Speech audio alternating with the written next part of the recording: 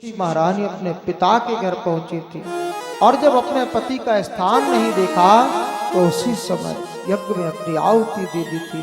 भगवान शिव को पता चला तो गढ़ों को भेजा, लेकिन यज्ञ के आचार्य दक्ष प्रजापति सैनिक आज उन्होंने भगा दिया। क्रोध में आकर किसी ने जटा को उखाड़ करके जमीन पर पटका। वीरभद्र नाम का एक वीर उत्पन्न हुआ, उसने जाकर के यज्ञ विध्वंस किया, भृगु आदि ऋषियों को दंडित किया और दक्ष का सर पकड़ के काट दिया, मस्तिष्क अलग कर दिया था। जब भगवान नारायण का स्तवन किया, शिव जी का स्तवन किया, तो भगवान की कृपा से दक्ष प्रजापति के लिए बकरे का मुख लगाया गया। तो बोलते हैं हम बम बम बोले तालियां बजाते हैं, इसीलिए कहा जाता है। आदरणीय श्री सुखदेव जी कहते भगवान शिव जी सती महारानी के अंग प्रत्यंग को लेकर के चले और उसी समय जो अंग प्रत्यंग जिस स्थान पर गिरे महारानी के एक प्रकार की योगिनी पीठ बन गई और जिन्हें हम शक्ति पीठ के नाम से जानने लगे। जहां जहां अंग प्रत्यंग गिरे थे सती महारानी के शक्ति पीठ बन गए वो सभी। आदरणीय श्री सुखदेव जी कहते कि परीक्षित हो, 3 पुत्रियों के बाद में 2 पुत्र भी हैं, प्रियव्रत और उत्तानपाद। प्रियव्रत का अर्थ होता है प्रिय लगने वाला, अर्थात जिसने अपने जीवन में सुंदर प्रतिज्ञा ली हो, प्रियव्रत। और उत्तानपाद का अर्थ है जिसने स्वयं के द्वारा समाज में प्रतिष्ठा प्राप्त की हो। उत्तानपाद की पत्नी का नाम सुनीति। उत्तानपाद अपनी पत्नी का सम्मान करते हैं, आदर सत्कार करते हैं। और एक बात और बतलाएं, यत्र नार्यस्तु पूज्यन्ते रमन्ते तत्र देवता। जिन घर में नारियों को सम्मान दिया जाता है उस घर में देवता वास करते हैं। और कहते कि ना ग्रहम ग्रह मिथ्याहु गृहिणी ग्रह मुच्यते। और वास्तव में घर को घर नहीं कहा जाता, गृहिणी को ही घर कहा जाता है। लेकिन गृहिणी को भी योग्य होना चाहिए, गृहिणी को ही घर कहते हैं। राजा उत्तानपाद अपनी पत्नी सुनीति का सम्मान करते हैं। वन में गए तो वहां के राजा की पुत्री को देखा, गंधर्व विधि से विवाह किया, जिनका नाम है सुरुचि। अब राजा उत्तानपाद के यहाँ कौन आई? सुरुचि। 2 पत्नियां हो गई, सुनीति और सुरुचि। देखो सुनीति का अर्थ क्या होता है? सुष्ठु निर्दयस्व सहा सुनीति, जो शास्त्र की नीति पर चले वह सुनीति है। और उत्तानपाद जीव को भी कहते हैं और प्रत्येक जीव की 2 पत्नियां हुई होती हैं, सुनीति सुरुचि। सुनीति का अर्थ जो शास्त्र की नीति पर चले और सुरुचि का अर्थ स्वस्व रुचिर्यस्व सहा सुरुचि, जो मन में आया सो कर लिया, जो मन में आया वही कार्य करना सुरुचि है। और जो शास्त्र की नीति पर चले वह सुनीति है। सुरुचि के प्रति प्रेम था, सुरुचि के कहने पर सुनीति का त्याग किया और सुनीति के गर्भ से ही ध्रुव जी महाराज का प्रादुर्भाव हुआ था। और जब ध्रुव जी महाराज पिता के गोद में चढ़ने को तैयार हुए थे, छोटी माता सुरुचि ने डांट लगा दी थी, ध्रुव जी को गोद में बैठने नहीं दिया था। ध्रुव जी रोते रोते अपनी माता के पास में आए थे, डांट लगाई थी, कह दिया था कि यदि इस मंच पर चढ़ने का अधिकार चाहते तो पहले वन में जाओ, नारायण भगवान की तपस्या करो। जब वह प्रसन्न होकर के वरदान दे दें तो एक ही वरदान मांगना कि मैं माता सुरुचि के गर्भ में जाऊं, और जिस दिन मेरे गर्भ से जन्म लोगे उस दिन इस मंच पर बैठने का अधिकार प्राप्त होगा। इस जन्म में तो हो ही नहीं सकता। रोते रोते ध्रुव जी अपनी माता के पास पहुंचे, पूरी बात बतलाई तो सुनीति ने भी कह दिया कि इसमें गलत क्या है। क्यों? भगवान से मिलने की प्रेरणा दी थी, कल जाते तो आज जाओ, आज जाना है तो अभी चले जाओ। और वास्तव में माता ऐसी ही होनी चाहिए जो अपने पुत्र को धर्म का आचरण सिखलाए। और रामायण में गोस्वामी बाबा तुलसीदास जी कहते हैं, पुत्रवती यौवती जग सोई रघुपति भगति जासु सुत होई।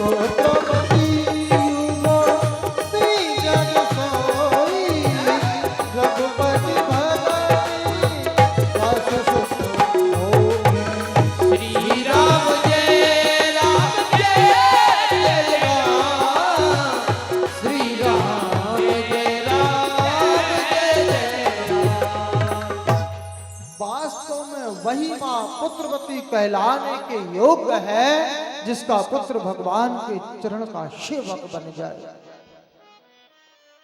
ध्रुव जी आगे चले, नारद जी को गुरु बनाया। नारद जी ने ध्रुव जी को देखा, परीक्षा ली ध्रुव जी महाराज की, गुरु मंत्र कान दिया, कहा कि मधुबन में जाओ, वृंदावन के बगल में सुंदर जगह है, वहां आकर के हमने स्नान के मधुबन में आकर के तपस्या की। ध्रुव जी महाराज ने बड़ी सुंदर तपस्या की।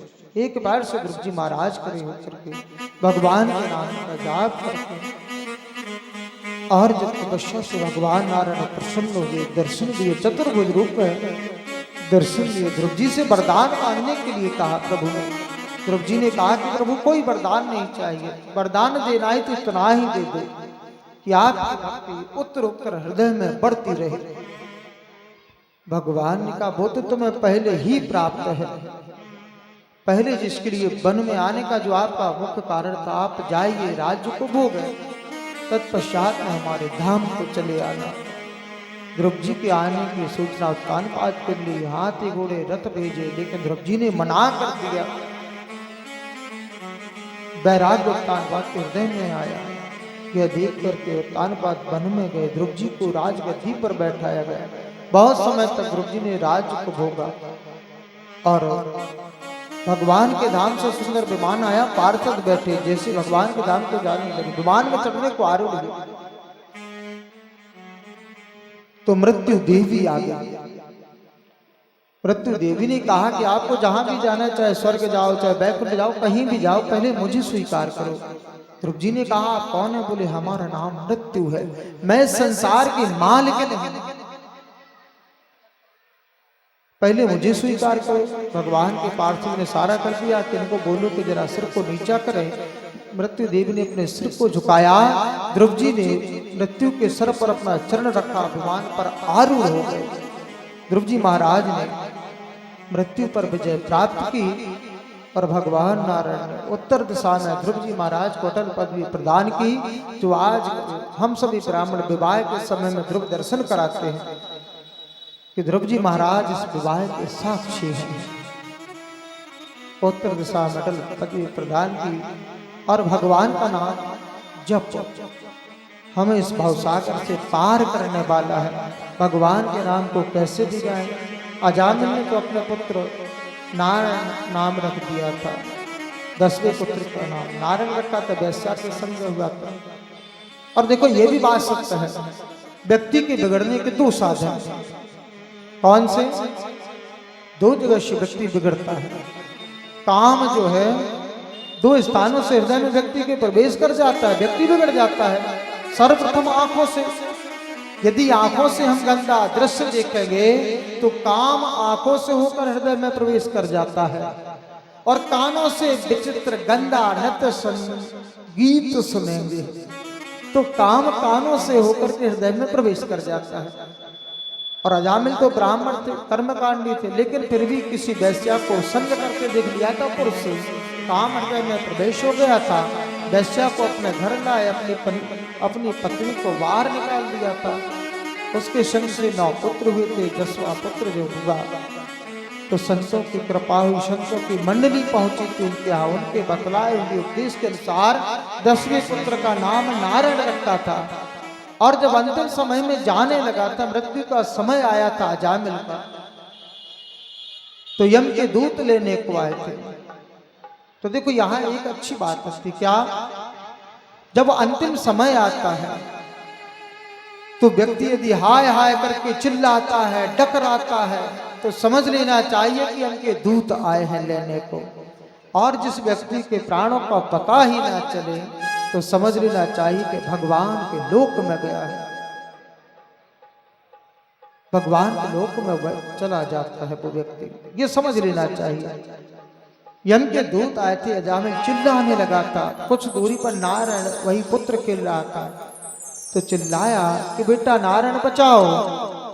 जब नारायण का नाम अंतिम समय मुख से निकल जाए, यही तो हम जीवन भर प्रयास करते हैं कि कैसे भी हो भगवान का नाम मुख से निकल जाए, लेकिन अंतिम समय में नहीं निकलता। पुराने समय में माता पिता बाबा अपने बेटा बेटियों के नाम भगवान के नाम पर रखते थे। कोई शंकर रखता था, राघवेंद्र, श्याम, गोविंद, इस प्रकार से नाम रखते थे। और बेटियों के नाम पार्वती, गंगा, यमुना, सरस्वती, लक्ष्मी, इस प्रकार से बेटियों के नाम रखते थे। क्यों? क्योंकि अंतिम समय में भगवान का नाम नहीं निकलता, बेटा बेटी का नाम नहीं निकलेगा तब भी मुक्ति हो जाएगी।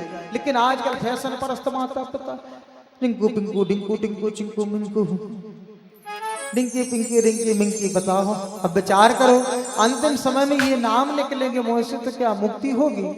फिर तो और धसेंगे।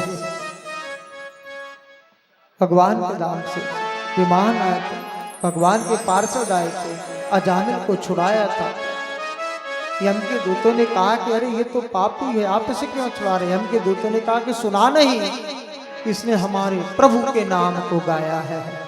बोले प्रभु के नाम को नहीं गाया है, अपने बेटी के नाम को गाया। बोले चाहे बेटा का हो, चाहे नाती पोतों का हो, चाहे बाबा का हो, लेकिन नाम तो नारायण अर्थात मेरे प्रभु का लिया है। और कहते भी है भावुक भाव अनख अलसहु, भावुक भाव अनख अलसहु, नाम जपत मंगल के सदा सोहु, नाम जपत मंगल के सदा सोहु, भावुक भाव अनख अलसहु, भावुक भाव अनख अलसहु, नाम जपत मंगल के सदा सोहु,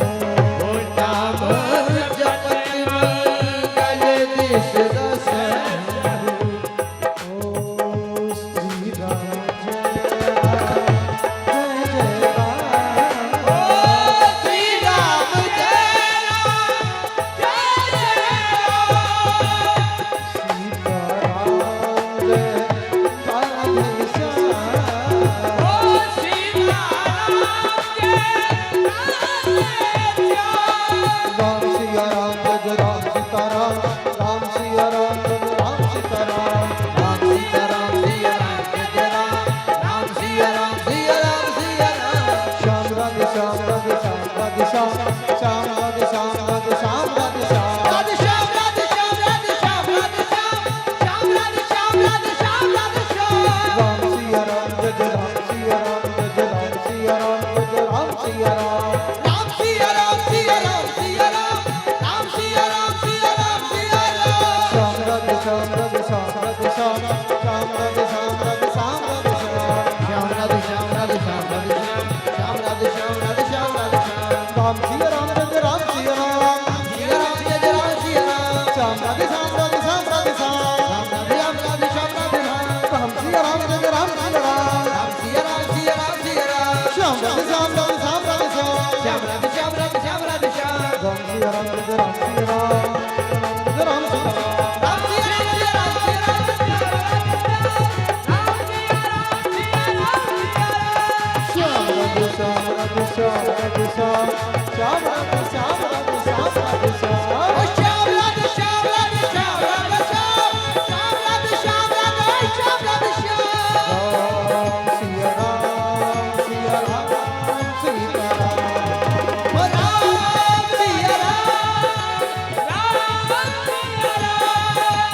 श्याम राधे श्याम श्याम राधे श्याम राधे श्याम श्याम राधे श्याम बालक ज्ञान बुद्धि बलहीना राघव शरण नाथ जग पीरा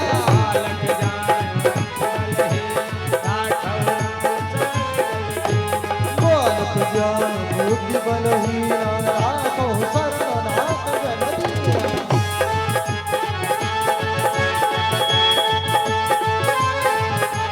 राम सिया राम जय राम सिया राम सिया राम सिया राम सिया राम सिया राम सिया राम जय राम राम सिया राम सिया राम जय राम श्याम राधे श्याम राधे श्याम श्याम श्याम राधे राधे राधे राधे श्याम श्याम राधे श्याम राधे श्याम राधे श्याम श्याम राधे श्याम राधे श्याम राधे श्याम श्याम राधे श्याम राधे राधे राधे राधे राधे राधे श्याम श्याम राधे श्याम राधे राधे राधे श्याम श्याम राधे श्याम राधे राधे राधे श्याम श्याम राधे श्याम राधे राधे राधे श्याम बोलिए श्री पुराण पुरुषोत्तम भगवान की जय।